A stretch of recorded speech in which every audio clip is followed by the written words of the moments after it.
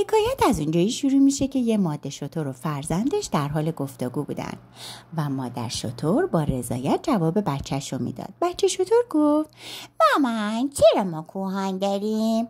مادر شتر گفت خوب پسرم، ما حیوانات صحراییم، در کوهانمون آب و غذا ذخیره میکنیم و در صحرا اگه چیزی پیدا نکنیم با این کوه‌ها میتونیم دووم بیاریم. بچه شتر گفت چرا پاهم درازه و کفش گرده؟ ماده شتر گفت پسرم برای راه رفتن در صحرا این دست و پا نیازمونه.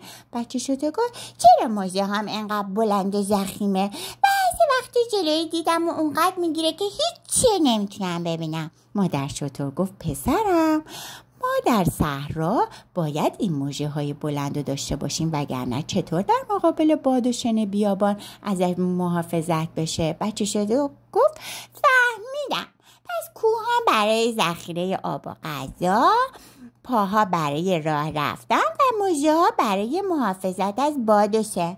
خب ما چه این باقی وقت چه غلطی میکنیم مامان؟